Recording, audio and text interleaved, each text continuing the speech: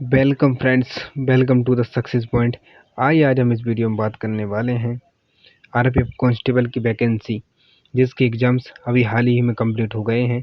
Answer की भी आ गई है। आप सभी ने अपने नंबर भी देख लिए होंगे।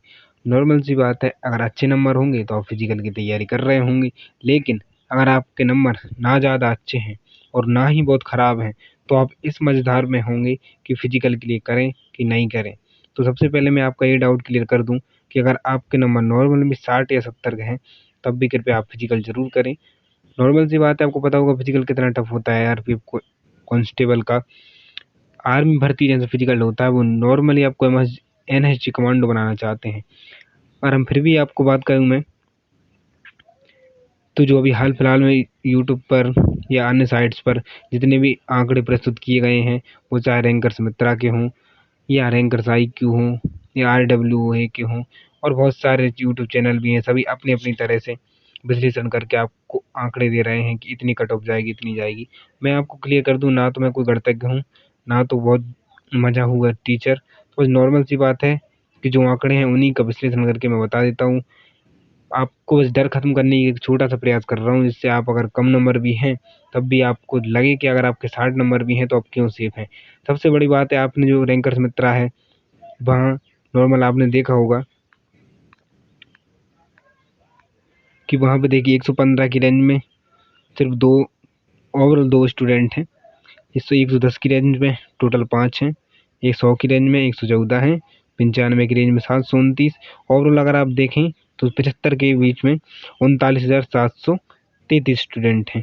देखिए, अगर आपको ये नॉर्मल दिख रहा होगा, ये आंकड़ा बहुत बड़ा है, 39,720 ये टोटल स्टूडेंट दिख रहे हैं आपको। आपको पता है वैकेंसी कितनी है? 42,3। इनके 10 गुना वैकेंसी किस खोलेगा वो? फिजिकल के लिए बुलाएगा।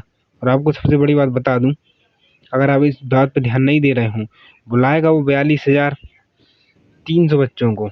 लेकिन अगर आपको नॉर्मल पता है, कोई भी एग्ज़ाम हो वहाँ पे पूरी प्रेजेंट कभी होती नहीं है। चाहे आप SSC GD देख लें, चाहे CPU की भर्ती देख लें, या अभी हाल ही में चल रही BSF की देख लें, 50% बच्चे प्रेजेंट ही नहीं होते। अगर फिजिकल में जाएंगे ये 42,000 में से, तो 21,000 तो नॉर्मली भी नहीं जाने वाले। और आपको पता है इसका फिजिकल कितना टफ है। तो आप इतना सोच सकते हैं कि 20,000 में से उनको 4,000 बच्चे वो मिल जाएंगे जो 5:45 की रनिंग मार लेंगे। और आपको पता है जब फिजिकल कितना हार्ड है इसका। आर्मी भर्ती है टोटल, 14 फीट की हाई लॉन्ग जंप, 4 फीट की हाई जंप, कितना टफ फिजिकल है। चेस्ट 80 तो 85।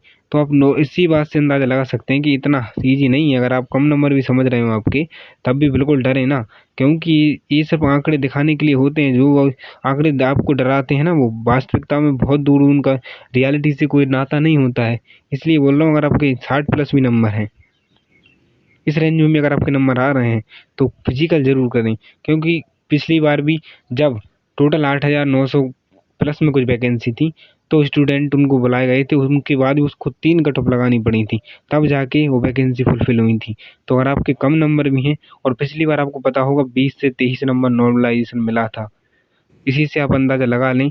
मतलब कोई बंदा अगर 60 पे भी होगा ना, तो उसके भी नॉर्मलाइजेशन में 83 85 नंबर ईजिली पहुंच गया होगा। मतलब जो टॉपर होगा जो टॉपर होगा वो तो पहली बात बाहर हो गया होगा। जो 21,000 अगर उसको एक की नहीं मिले, ये तो बाहर ही हो गए। देन उसके बाद अगर उसने बुलाया है बाकी के 20,000, उनमें भी नहीं मिले, तो उसके बाद भी बाहर हो गए। उसके बाद उसने वापस से 10,000 बुलाए, तो वहाँ पे उनमें भी नहीं मिले, उनमें जाके फिल हुए। तो आप समझ सकते हैं उसे 2 लाख बच्चों को टोटल बुलाना पड़ गया था। तो इसी से आप अंदाज़ा लगा लें फिजिकल कितना हार्ड है। और आप वैकेंसी अगर सोच रहे हो तो बिल्कुल डिफरेंस नहीं है। जो मेल की वैकेंसी हैं, पिछली बार टोटल 8,000 थी, 8,900 प्लस कुछ। इस बार उनमें मेल्स की आनी थी, फीमेल की आई थी। इस बार मतलब 4,000 वैकेंसी मेल की थी, इस बार 3,500 मेल की हैं। तो मेल की वैकेंसी में डिफरेंस वैसे भी नहीं है।